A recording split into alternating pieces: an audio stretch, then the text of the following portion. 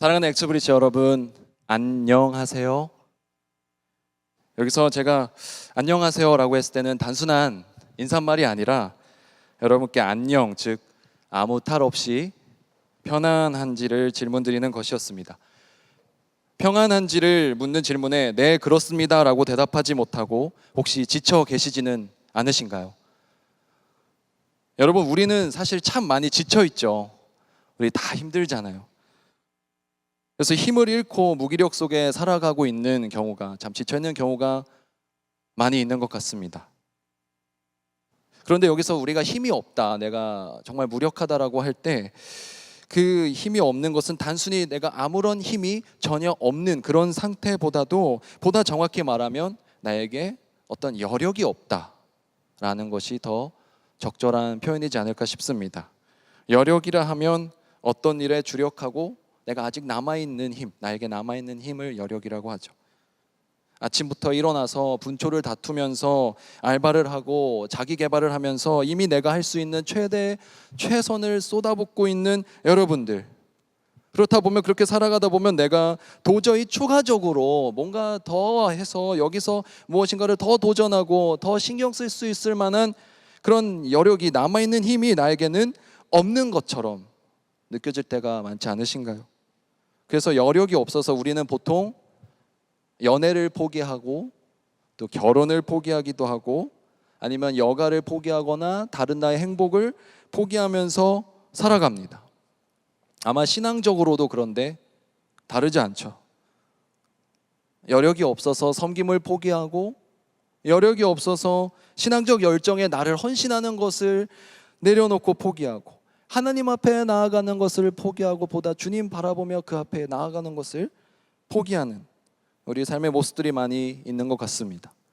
여력이 없으니까, 지쳐있다는 이유로. 그러다 보니 저와 여러분의 삶 가운데 그렇게 여력이 없다, 신앙적으로 포기해가면서 살아가다 보면 어떠한 일들이 나타납니까? 능력이 사라져요. 복음의 그 능력이, 예수 그리스도의 십자가 복음의 그 능력이, 그 파워가 우리 삶 가운데 더 이상 나타나지 않는 것만 같이 느껴질 때가 많은 것 같습니다. 우리가 능력이라는 것은요, 우리 삶에 능동성을 부여합니다. 그리고 이 능력이 있고 능동성이 있다 보면 내 삶의 주도권과 내 삶에 내가 살아있구나는 존재감을 확인하게 되죠. 여러분은 여러분의 삶을 얼마나 주도적으로 살아내고 계신가요? 무엇인가 끌려가고 있는 것이 아니라 얼마나 적극적으로 주도적으로 살아가고 계신가요? 근데 여기서 중요한 것이 있죠. 우리가 주도적으로 살아간다 했을 때 주도하다 해서 주인 주자를 쓰는데 그 주인이 적어도 성도라면 우리는 진짜 주인이신 그 주님이 인도해 가시는 삶이 우리에게 주도적인 삶이 될 것입니다. 그런데 제가요, 요즘 너무 살아가다 보면 그리스도인이라는 것이 제가 스스로 부끄럽더라고요. 찔리더라고요. 왜냐하면 이 성도의 삶이란, 한번 우리 보십시오. 그 어느 때보다 우리가 개성을 외치는 시대입니다. 저 사람과 나는 다른 차별성을 가지고 있어야 되라는 그런 개별성을 외치는 시대이고, 남들과는 다른 나만의 이야기를 들려주고 싶어하는 그런 우리 MZ 세대들이지만 우리가 크리스천의 정체성을 상실한 채 살아가고 있죠. 기독교적인 개성을 드러내지 못하고 있습니다. 여러분, 크리스천의 정체성이라는 게 무엇일까요? 우리 기독교적인 개성이라는 게 무엇일까요?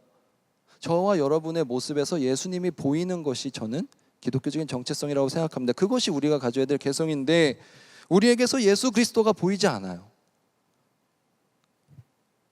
우리가 추구해야 할 이상적 모습이 있다면 우리가 교회에 나와서 이렇게 모여 있을 때 서로에게서 예수 그리스도의 모습을 발견해야 됩니다. 우리는 그러기 위해서 모이고 원래 그러기 위해서 신앙생활을 하지 않나요? 그런데 우리 서로 모습을 봤을 때 예수 그리스도의 모습이 보여야 하지만 거꾸로 우리의 모습에, 서로의 모습에 실망과 상처만 받을 뿐, 우리 사람 때문에 교회에 나와야 되는데, 우리 사람 때문에 사실 예수 그리스도를 받아들여야 되는데 오히려 사람 때문에 교회를 떠나고 있습니다. 우리 서로의 모습 가운데 실망하고 상처 주는 것 때문에 교회를 떠나게 되고 사람 때문에 넘어지게 되죠. 공동체적으로는 또 어떤가요? 오늘날 많은 교회가 문제가 되고 있습니다. 동안교회는 그렇지 않기를 간절히 바라지만 세상의 빛과 소금의 역할을 감당해야 할 교회가 오히려 세상의 걱정거리가 되고 있어요. 갈등이 일어나서 교회가 갈라지기도 하고요. 많은 문제를 일으키고 사회적으로도 무리를 일으키고 세속적인 가치관과 물질주의에 의해서 지배되어서 많은 부도덕한 사건들이, 눈살을 찌푸리게 하는 사건들이 이 교회 안에서 많이 일어나는 것을 볼 수가 있습니다. 개인적으로 봐도 공동체적으로 봐도 우리 교회가 많은 힘을 잃어가고 있어요. 아니 이미 힘을 잃었어요. 그런 무력감과 무기력 속에서 그것이 우리 삶을 지배하고 있는 단어이자 우리 삶을 대표해주는 그런 개념들이겠죠. 저는 오늘 말씀을 나누게 된 그래서 저의 질문의 시작이 바로 이 무력감에 대한 부분이었습니다. 우리의 능력이 왜 이렇게 나타나지 않는가? 왜 나의 삶은 이렇게 무기력한가? 믿는다 하면서도, 성도라 하면서도, 예수 그리스도를 의지한다 하면서도 왜 내 안에서는 그리스도의 십자가 능력이 나타나지 않는가? 왜 성도의 삶이라는 것이, 크리스천의 삶이라는 것이, 교회를 다닌다고 하는 삶이 이렇게도 무기력한 것인가? 사랑하는 엑소브리지 여러분, 오늘 우리가 함께 읽은 고린도 후서는요, 사도권에 대해서 공격을 받았던, 자격과 자질에 대한 논쟁에 휘말려서 고통당해야 했던 한 사람의 그 마음이, 바로 바울이라는 사람의 심정이 잘 드러나 있는 편지입니다. 제가 엑스브리지를 담당하면서 목회를 하다 보니까 바울의 심정이 조금씩 이해가 되기 시작하더라고요. 바울은 선교 여행의 과정 가운데 고린도를 방문하게 되었어요. 그리고 그곳에서 성도들을 가르치고 양육하며 교회를 세우게 됩니다. 평생을 바쳐서 자신만의 가게를 일군 어떤 사람의 심정이 그러야 하지 않았을까요? 정말 자신의 삶을 갈아넣다 못해 자신의 영혼을 갈아 넣어서 부르의 어떤 명작을 그려내거나 만들어낸 그런 화가나 작가의 심정이 아마 이러지 않았을까요? 바울은 자신의 삶을 바쳐서, 모든 것을 바쳐서 정성을 다해서 이 교회를 세워내고 사랑해 주었습니다. 그런데 마치 자기 자녀에게 아빠는 필요 없어, 아빠는 내 아빠가 될 자격이 좀 없는 것 같아, 부족한 것 같아, 아빠 말고 좀 다른 사람이, 다른 옆집 저 아저씨가 더 자격이 있는 것 같아, 저 사람이 내 아빠가 됐으면 좋겠어 하는 말을 듣는 것과 같은 어떤 비참함이 바울에게 느껴지지 않았을까요? 고린도 교회 내에서 바울의 사도성에 대해서 공격을 하고 그 권위를 인정하지 않는 이들이 있었어요. 그리고 이것으로 인해서 공동체가 매우 혼란스러워졌었어요. 바울 개인에게도 이것은 커다란 부담이요 상처였을 것입니다. 스카솔즈 목사님이라는 분이 있어요. 젊은 시절에 이제 신문을 보다가 지역 신문에 실렸던 한 유서를 읽게 됩니다. 이 유서에는 다음과 같은 글이 적혀 있었습니다. 하나님, 더 강해지지 못한 저를 용서해 주십시오. 목사가 우울증에 빠지면 도움을 호소할 것이 없다. 우울증의 소용돌이에 점점 더 깊이 빠져드는 것만 같다. 단 한 번이라도 더 숨을 쉬기 위해 필사적으로 물 밖으로 고개를 내미는 사람처럼 느껴진다. 하지만 아무리 애를 써도 나는 결국 익사할 게 뻔하다. 이 유서는 미국의 미주리주의 세인트루이스의 한 대형 교회에서 목회를 하고 있던 전도 유망했던 젊은 목사가 심리치료와 약물에 의존해서 계속 혼자 남몰래 버텨오다가, 우울증과 버텨오다가 결국에는 더 이상 버티지 못하고 스스로 목숨을 끊으면서 남겼던 글입니다. 이 목사는 유서에서 자신이 덫에 걸려있다라고 표현을 해요. 마치 덫에 갇혀있다고 말을 하는데, 그것은 자신이 우울증에 빠져있다라는 것이 알려지면 옷을 벗게 될까봐, 목사직을 내려놔야 할까봐 말하지 못했다라고 말하고 있습니다. 그는 그것이 두려웠어요. 그래서 그는 목사나 리더는 약한 모습을 보여서는 안 된다라고 그런 착각에 빠져 있었던 것 같습니다. 여러분, 조사에 의하면요, 저를 포함한 이런 목사들에게 해당되는 것 같은데, 목사들이 근심과 우울증에 시달리는 비율이 다른 인구의 어떤 다른 직업군의 집단에 비해서 월등히 높다고 해요. 사실 정신적인 공격, 내부와 외부로부터의 그런 비현실적인 기대, 심신을 충족할 시간의 부족, 목회로 인한 가족 내의 긴장과 어려움들, 재정적 압박, 타인과의 비교, 목회자들 비교 많이 당하거든요. 이런 요인들에 더해져서 목사들은 관계적으로도 고립되고 감정적으로도 요동하기 쉽고, 또한 그러다 보면 도덕적인 몰락에 빠지기가 정말 쉬운 집단이 사실 목회자 집단입니다. 그래서 목회 연구 전문가인 톰 라이너라는 사람이 기독교인들을 대상으로, 교회에 다니고 있는 사람들을 대상으로 자신의 목회자에게, 자기 교회를 지금 자기를 담당하고 있는 목회자에게 기대하는 것에 대해서 설문조사를 진행했다고 해요. 특히 다음과 같은 설문조사에는 다음과 같은 질문이 들어가 있다고 합니다. 목사가 기도, 설교 준비, 교단 활동, 교회 모임, 예배를 비롯한 목회의 다양한 영역에 매주 최소한 몇 시간을 투자해야 하는가? 라는 질문을 해봤다고 해요. 이 항목들을 다 더했을 때 한번 여러분께 퀴즈를 드리고 싶습니다. 일주일은 168시간입니다. 그러면은 다 더했을 때 몇 시간이 나왔을까요? 60시간 이상이다. 한번 손 들어 보실래요? 더 높을 것 같다 하시는 분. 네. 조사 결과 교인들이 목사에게 기대하는 시간은 일주일에 114시간이었습니다. 하루 16시간씩 주 7일을 근무해야 해당하는 수치입니다. 이 정도는 해야지 와, 저 목사는 목사답네 이런 소리 들을 수 있는 거예요. 주 16시간 정도 투자해야 저 목사님 사역 좀 열심히 하시는구나 라고 인정받을 수 있는 것이죠. 저도 이렇게 사역을 했어야 되나 봐요. 그래야 여러분들 가운데서 저에게 어떤 어려움이나 불만이 좀 없고 아쉬움을 느끼는 지체가 없을 텐데 현실은 제가 그렇지 못하죠. 부족함이 많은 사람입니다. 근데 이것은 사람들이 기대하는 바예요. 목회자에게만 해당되는 부분일까요? 각자 여러분들이 계시는 직장이나 학교에서 여러분들에게 어떤 이 정도는 돼야지 좀 최소한으로 만족스러운 어떤 일을 해내고 만족스러운 결과를 낼 수 있겠다는 기대되는 시간들, 아마 이상적으로 여러분들이 생각하고 있는, 여러분들이 할 수 있는 역량을 낼 수 있는 것보다도 훨씬 많은 기대치와 목표, 그런 점들이 있을 것이에요. 바울이 만약에 이런 사람들의 기대를 만족시키는 것에 또는 그들에게서 인정받는 것을 목표로 했다면 바울은 일어나지 못했을 것입니다. 좌절해서 다시 일어나지 못했을 거예요. 그러나 바울은 하나님께서 다른 사람들은 아니라 하나님께서 자기에게 이 영광된 직분을 주셨다는 확신이 있었고, 그리고 비방과, 그랬기 때문에 비방하는 것들과 대적자들을 만났을 때도 낙심하지 않을 수 있었습니다. 왜냐하면 그를 붙잡고 있었던 단어는 무엇이기 때문에가 아니라 내가 그럼에도 불구하고 라는 단어였기 때문이에요. 내가 목사이기 때문에, 내가 스텝이기 때문에, 내가 임원단이기 때문에, 내가 셀리더이기 때문에 그 자격으로 인한 부담감은 누가 여러분에게 준 것이죠? 주님일까요? 다시 바꿔서 직장에서 또는 학교에서 나는 이 정도야 해줘야 되는 사람이기 때문에, 성공해줘야 하는 사람이기 때문에, 돈 걱정 없이 먹고 살아줘야 하는 사람이 되어줘야 하기 때문에, 이런 부담감들은 사실 주님께서 주신 마음일까요? 아니라는 거죠. 우리는 모두 그럼에도 불구하고 주님의 은혜로 내가 이 자리에 서 있습니다 라는 마음으로 우리가 나아갈 수 있었으면 좋겠습니다. 저와 여러분의 고백이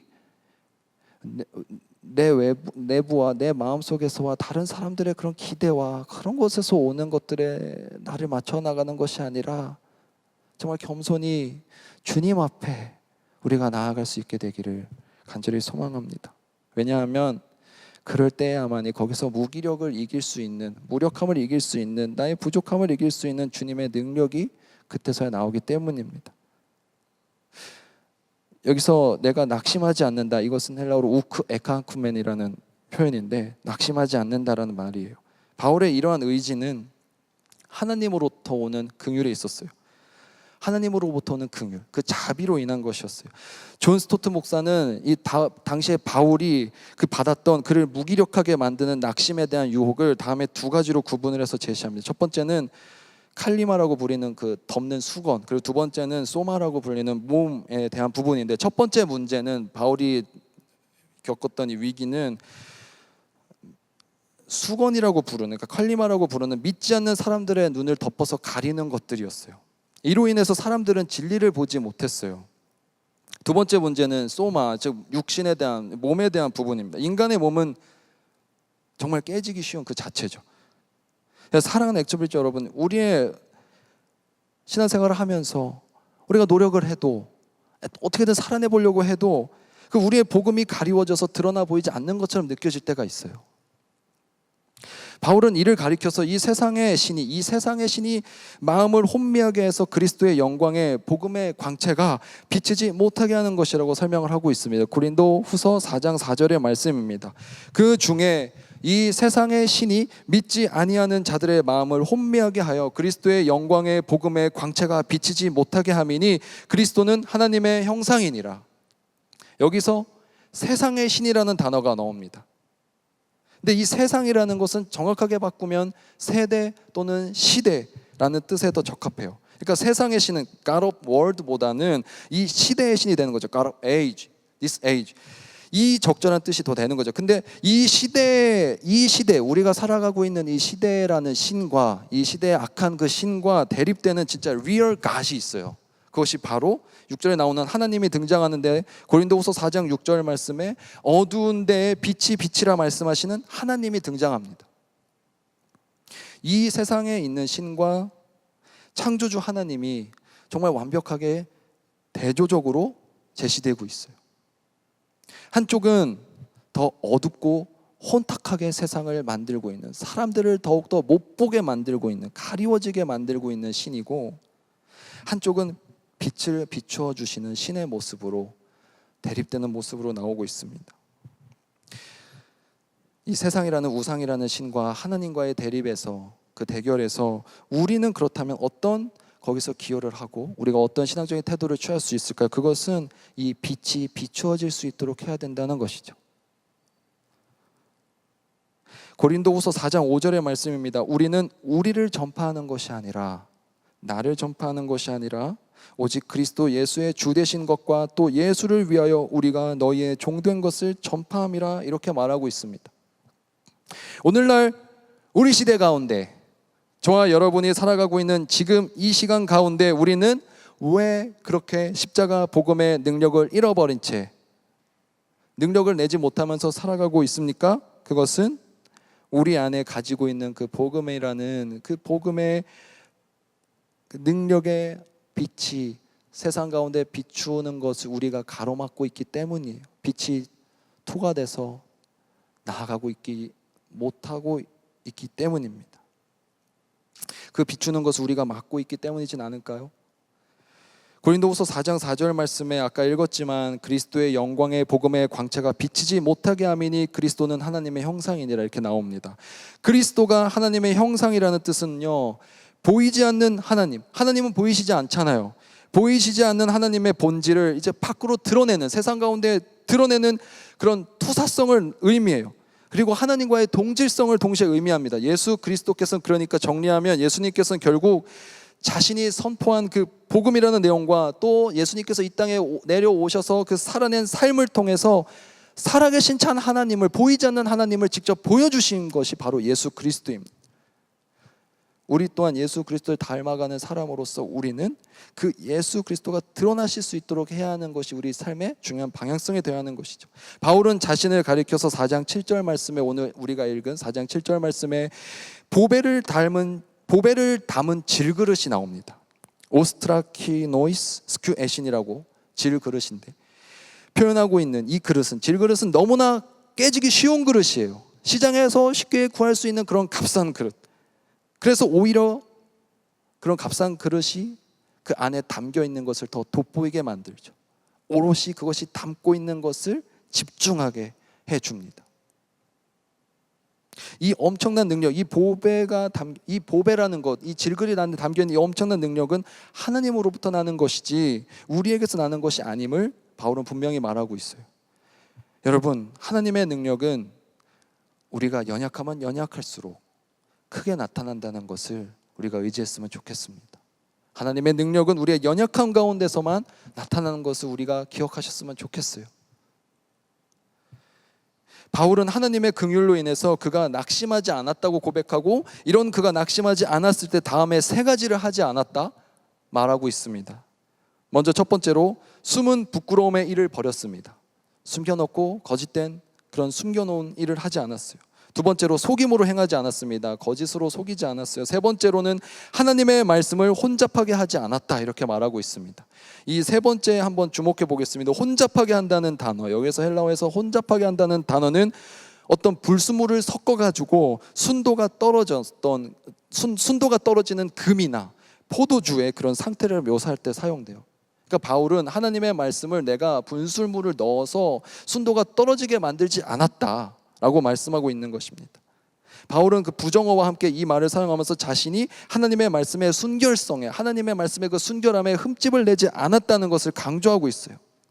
그런 삶이 어떤 삶이죠?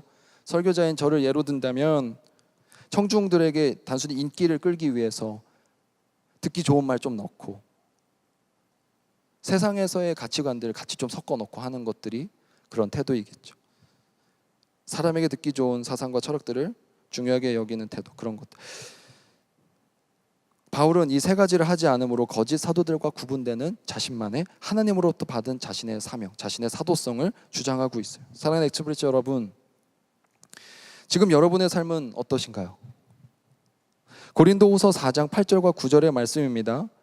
우리가 사방으로 우겨쌈을 당하여도 쌓이지 아니하며 답답한 일을 당하여도 낙심하지 아니하며 박해를 받아도 버림받지 아니하며 거꾸러뜨림을 당하여도 망하지 아니하고 라고 나와 있습니다.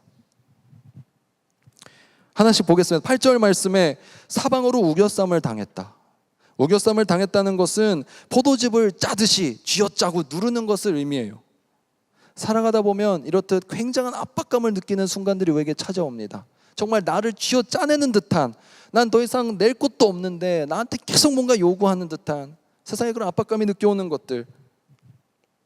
그러나 내가 그럴 때 내가 버티면 버틸수록, 내가 쥐어짜짐 당하지 않으려고 버티면 버틸수록, 내가 내 것을 지켜내면 지켜내려 할수록 가해지는 고통은 나에게 더 커지겠죠. 두 번째로 답답한 일을 당하여도가 나옵니다. 이것은 내가 어리둥절해지다, 혼란해지다라는 의미를 갖고 있어요. 굉장히 난감한 공경에 처하는 상황을 의미합니다. 여러분, 살아가다 보면 정말 예상하지도 못한 난감한 상황들 많이 겪잖아요. 정말 두 눈이 휘둥그레질 정도로 정말 난감한 상황들 많이 찾아옵니다. 억울하기도 하고 속상하기도 하죠. 난처하죠. 그러나 그럴 때 나를 주장하려 할수록, 내가 옳다고 내가 입증하려고 하면 할수록, 내 안정과 균형을 유지하려고 하면 할수록 부딪히는 내 난관들은 더 커지기만 할 뿐이잖아요. 9절에 박해를 받다라는 표현은 사냥을 당한다, 쫓김을 당한다, 이런 표현입니다. 대적자들로부터 나를 반대하고 나를 공격하는 사람들로부터 내가 쫓김을 당하는 것을 의미하는데, 우리를 향해서 가해지는 고난과 공격으로부터 우리가 도망치려고 하면 도망치려고 할수록 우리 삶은 어떻게 되던가요? 더 숨은 차게 되고 지치게 되고 더 많은 애씀이 우리 가운데 필요하게 되죠. 마지막 거꾸로뜨림을 당하여도라고 나와 있는 카라발로 메노이라는 이 헬라어 단어는 내가 갑자기 습격을 당하는 상황을 의미합니다. 순간적으로 공격을 당하거나 전혀 예상하지 못한 어려움을 만나는 그런 상황들을 의미를 해요. 한 치 앞도 예상하지 못하는 우리가 과연 우리 삶 가운데 내가 이런 갑자기 습격을 당하지 않으려고 아무리 노력해도, 아무리 그런 일들을 대비하려고 해도, 그런 거꾸로뜨림을 당하지 않으려고 해도 찾아오는 것은 오히려 예상하지 못한 일에 대한 당혹감들, 스트레스들, 불안, 걱정, 염려들일 것입니다. 이 네 가지 상황을 다시 한번 살펴볼까요? 사방으로 우겨쌈을 당하거나, 답답한 일을 당하거나, 박해를 받거나, 거꾸로뜨림을 당하거나. 저와 여러분의 삶이 살아가다 보면 정말로 이런 경우들이 많이 느껴지는 것 같아요. 저는 사실 지금도 살아가는 삶이 이렇게 힘들 때가 많이 있어요. 여러분들은 안 그러신가요? 정말 저 물된 동산과도 같이 평화만이 가득하신가요? 그러나 우리의 상황은 물론 어려울 수 있습니다. 이렇게 우겨쌈을 당하고 답답한 일을 당하고 박해를 당하는 것 같고 거꾸로뜨림을 당하는 것 같은 상황도 우리에게 물론 있죠. 그런데 바울은 여기서 이렇게 고백하고 있습니다. 내가 버림받지 않고, 내가 망하지 않고, 내가 쓰러지지 않는 것은 그 이유가 앞에 나와 있죠. 그 보배를 질그릇에 품고 그 예수 그리스도라는 진리를 내 안에 품고 있다. 그 고백이 있기 때문입니다. 이러한 삶의 어떠한 고난과 역경에도 불구하고 바울이 자신이 넘어지거나 망하지 않을 것이라고 담대하게 선언할 수 있는 이유는 그가 질그릇의 태도로 살아가고 있기 때문입니다. 아무것도 아닌 질그릇. 사랑하는 엑소브리지 여러분, 우리 질그릇처럼 살아갑시다. 말씀을 맺으려고 합니다. 우리 이 질그릇은요, 고린도의 그런 잡화점에서 쉽게 살 수 있는, 구할 수 있는 그런 값싸고 부서지기 쉬운 도기류들을 의미를 해요. 근데 질그릇의 신앙으로 살아간다는 것이 오늘날 우리 삶에는 어떠한 모습으로 나타날 수 있을까요? 우리는 이제 어디 가서 질그릇을 구할 수는 없으니까. 오늘 바울이 그 예수 그리스도의 그 복음이라는 귀한 보배를 내 질그릇에 담았다 말하고 있는데, 저와 여러분이 질그릇처럼 살아간다는 것은 오늘날 저는 이 투명한 그릇이 되어가는 과정이라고 생각을 합니다.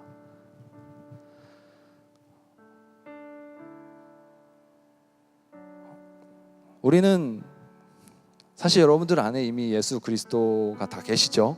아멘. 여러분들 안에 다 그 복음의 진리가 들어가 있단 말이에요.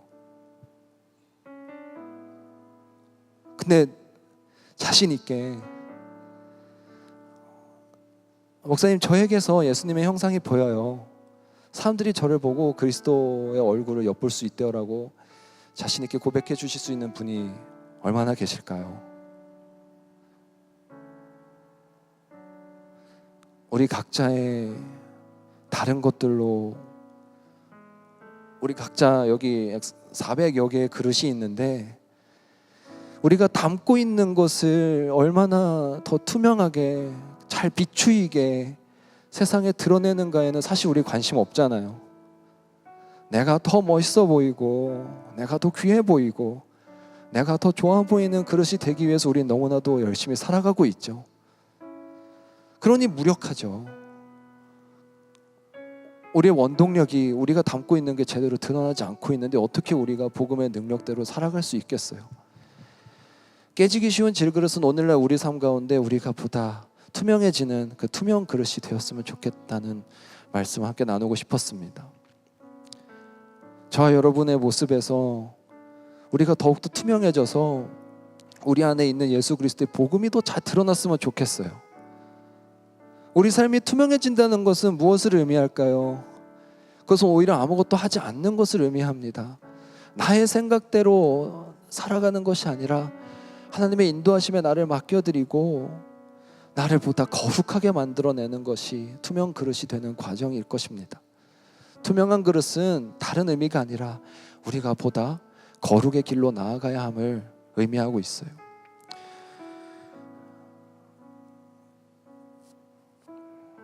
사랑하는 여러분, 우리가 살아가다 보면 우리가 보잘것없어지는 것이 두렵죠. 저는 두려워요. 이대로 아무것도 하지 못하는 사람으로 보여질까 봐 걱정될 때도 있어요. 그러다 보면 낙오되는 것이 두려워질 때도 있고, 사실 살아가다 보면 내 안에는 사실 어떠한 능력이나 나는 그렇게 특별한 사람이 아니었구나 하는 사실들에 부딪힐 때 사실 좀 실망스럽기도 하고 걱정되기도 하죠.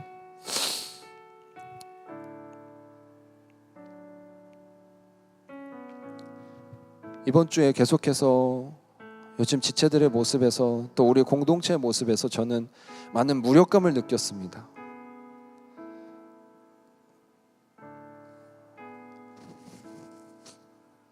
우리가 얼마나 세상 가운데 그리스도의 능력을 내고 살아가고 있는가 한번 스스로 질문해 보시겠어요? 이번 주 계속해서 묵상했던 저의 질문은 우리가 왜 그렇게 영적으로 무력해져 있을까? 무기력해져 있을까? 그것은 우리가 아직 질그릇이 되어가기에 부족한 과정에 있기 때문이진 않을까 하는 말씀을 고린도후서 묵상을 계속 묵상하는 가운데 주셨던 것 같습니다. 사랑하는 여러분, 우리 안에 있는 예수 그리스도의 능력을 보다 더 잘 드러낼 수 있는 우리가 됐으면 좋겠습니다. 그리고 그럴 때에 오히려 우리가 그렇게 고백할 수 있게 될 거예요. 나는 무너지지 않는다고. 아무리 사방으로 우겨쌈을 당해도 나는 버림받지 않고 무너지지 않을 거라고. 실패하지 않는다고. 쉽게 말해서 망하지 않는다고.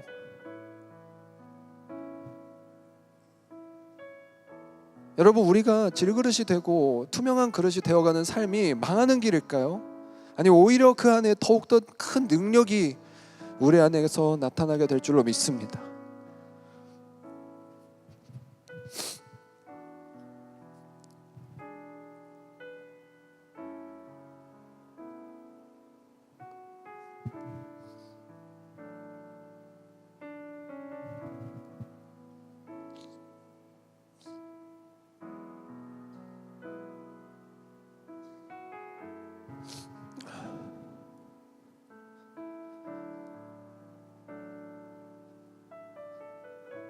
지난 시간들 어느 순간부터 저에게서 눈물이 나지 않더라고요. 감수성이 줄어들어서였을까요?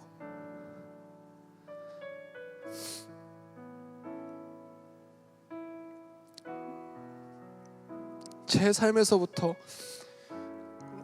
그런 그리스도의 복음의 능력이 점점 무뎌져 가는 것이 느껴졌을 때 정말 다시 한번 회개하면서 나아가게 됐던 것 같습니다. 왜 나의 삶 가운데는 그리스도의 복음의 능력이 이렇게 무력한 것일까? 나는 왜 그렇게 무기력하게 살아가고 있는 것일까? 라는 것을 가지고 주님 앞에 나아갔을 때 주님께서 말씀해 주시더라고요. 이 질그릇을 바라봐라. 질그릇을 바라봐라.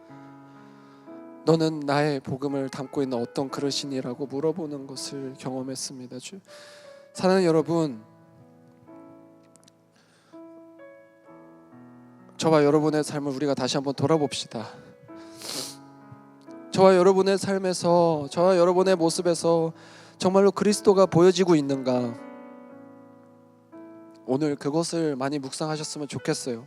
부서 모임에 갔는데 예수님이 없어. 교회에 왔는데 예수님이 안 보여.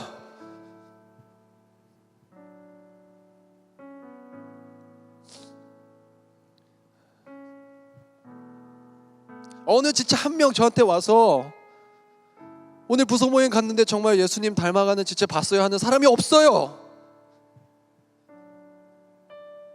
예수님 그렇게 만나고 싶다고 우리 다 하는데 예수님 못 만나. 왜냐하면 우리 안에 예수님 모습이 드러나고 있지 않으니까. 예수님 보여주는데 우리가 전혀 심혈을 기울이지 않으니까.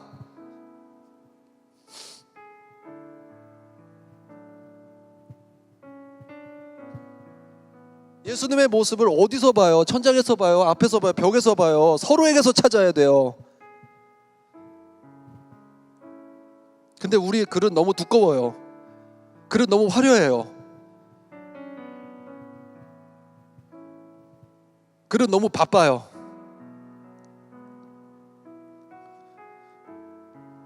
글은 너무 무력합니다.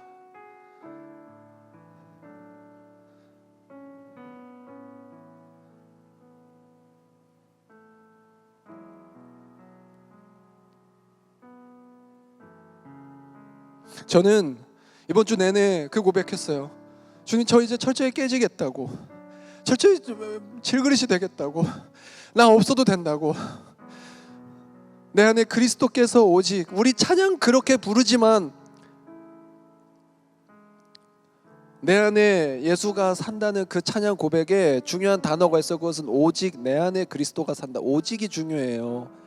예수님도 산다가 아니에요. 내 안에 예수님도 산다가 아니에요. 다른 것도 다 있고 예수님도 있다가 아니에요. 다른 거 다 같이 보여지면서 예수님도 중간에 어디 껴들어오는 게 아니에요. 여러분들 가운데 온전히 오롯이 예수 그리스도의 모습만 드러낼 수 있게 되기를 간절히 소망하고 축복합니다. 그러기 위해서 우리가 더욱더 거룩해져야 됩니다. 더욱더 예수님의 모습을 더 잘 드러낼 수 있도록, 그분의 빛이 세상에 더 잘 비춰질 수 있도록 우리가 더 깨끗해져야 돼요. 우리의 그릇은 무엇으로 닦나요? 우리의 그릇은 무엇으로 깨끗하게 하나요? 말씀을 읽으십시오. 기도를 하십시오.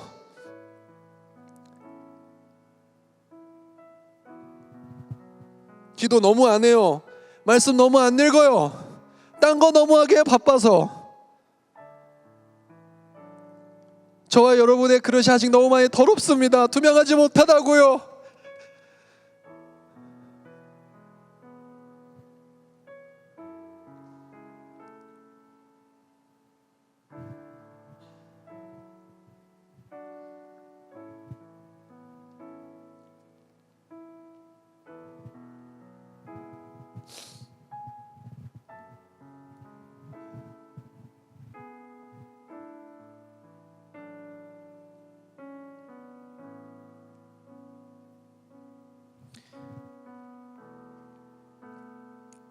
바울은 고백합니다. 나는 무너지지 않고 실패하지 않는다. 그것은 내가 예수 그리스도라는 보배를 품고 있는 철저히 나는 질그릇이기 때문이다라고 고백하고 있습니다.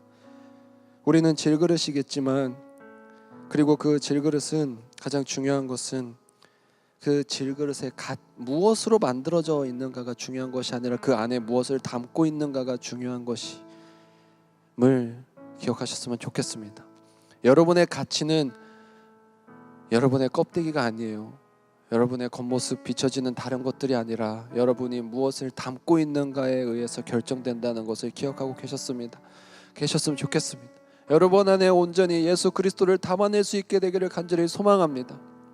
저와 여러분이라는 그릇 안에 오직 예수 그리스도만을 담아낼 수 있게 되기를 소망합니다.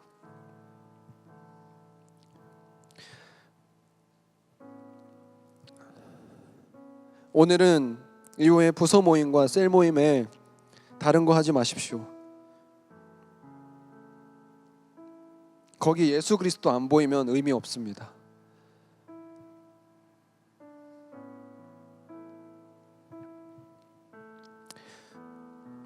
이번 한 주, 아니 다음 주, 그 다다음 주도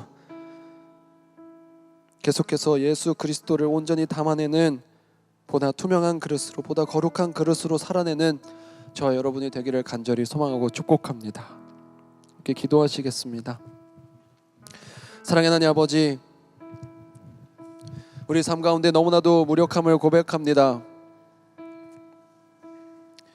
예수 그리스도를 믿는다 고백하면서도 능력을 발휘하지 못하며 세상의 다른 능력들에 의존하고 그것을 구하기 위해 쓰고 있음을 고백합니다.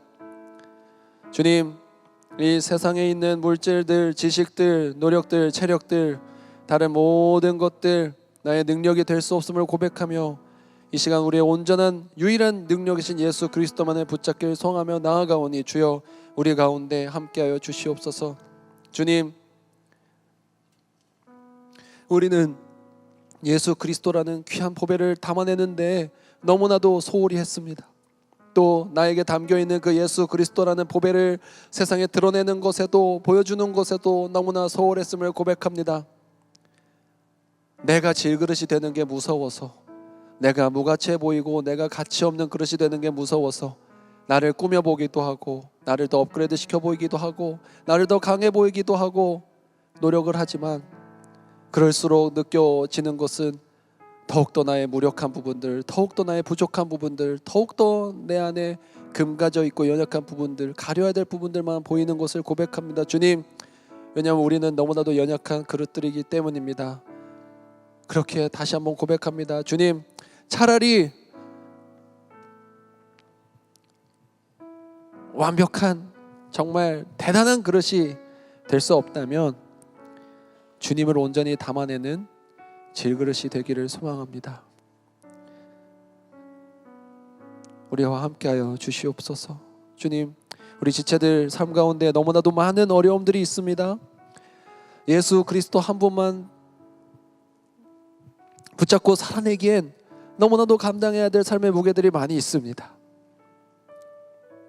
그러나 하나님 아버지께서 함께해 주셔서 우리가 예수 그리스도의 모습을 세상에 비춰낼 수 있는 아름다운 그릇들 되게 하여 주시옵소서. 모든 것 주님께 맡겨드리며 예수 그리스도 이름으로 기도드립니다. 아멘.